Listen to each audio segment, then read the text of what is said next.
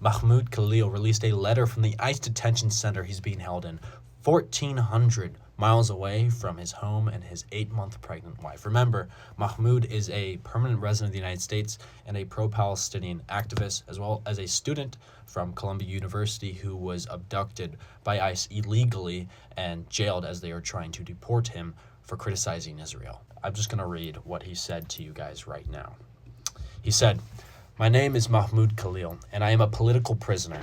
I'm writing to you from a detention facility in Louisiana where I wake to cold mornings and spend long days bearing witness to the quiet injustices underway against a great many people precluded from the protections of the law. Who has the right to our rights? It is certainly not the humans crowded into the cells here. It isn't the Senegalese man I met who has been deprived of his liberty for a year, his legal situation in limbo, and his family an ocean away.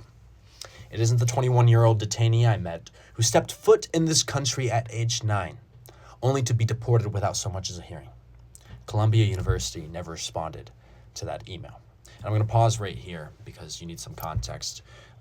Days before ICE came to whisk Mahmoud away, he sent an email to the university he attended saying that he was scared for his life, begging the university to protect him. Did they? No. They didn't respond to the email. Let's continue. Justice escapes the contours of this nation's immigration facilities. On March 8th, I was taken by DHS agents who refused to provide a warrant and accosted my wife and me as we returned from dinner. By now, the footage of that night has been made public. Before I knew what was happening, agents handcuffed and forced me into an unmarked car. At that moment, my only concern was for Noor's safety, his wife. I had no idea if she would be taken too, since the agents had threatened to arrest her for not leaving my side.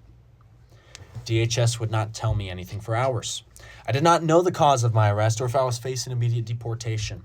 At 26 Federal Plaza, I slept on the cold floor. In the early morning hours, agents transported me to another facility in Elizabeth, New Jersey. There, I slept on the ground and was refused a blanket despite my request. My arrest was a direct consequence of exercising my right to free speech as I advocated for a free Palestine and an end to the genocide in Gaza, which resumed in full force Monday night.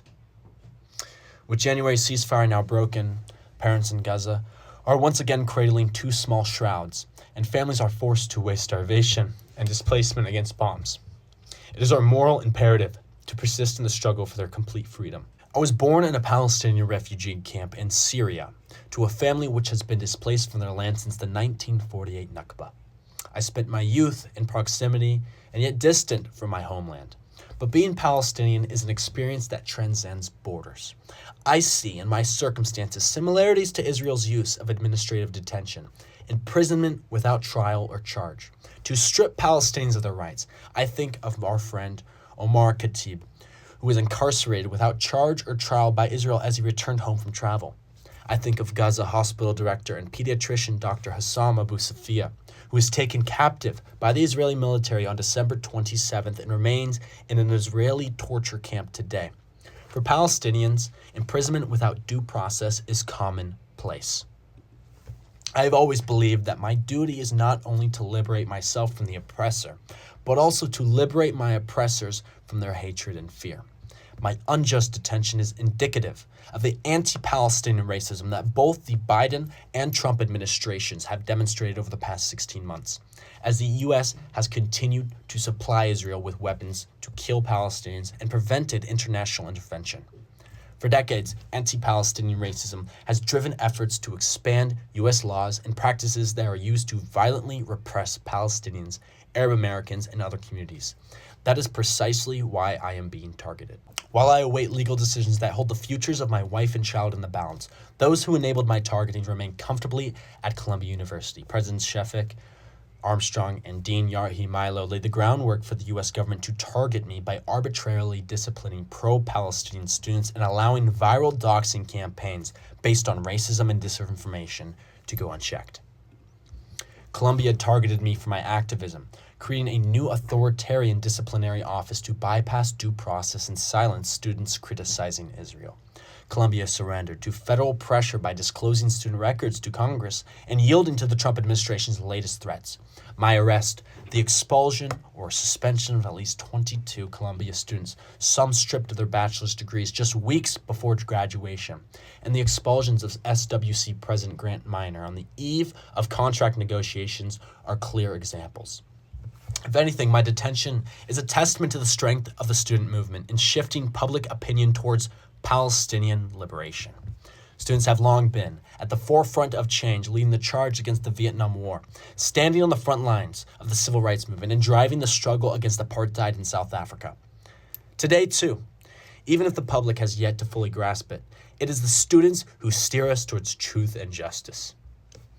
The Trump administration is targeting me as part of a broader strategy to suppress dissent. Visa holders, green card carriers, and citizens alike will all be targeted for their political beliefs.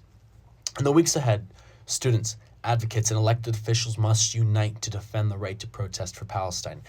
At stake are not just our voices, but the fundamental civil liberties of all. Knowing fully that this moment transcends my individual circumstances, I hope nonetheless to be free to witness the birth of my firstborn child.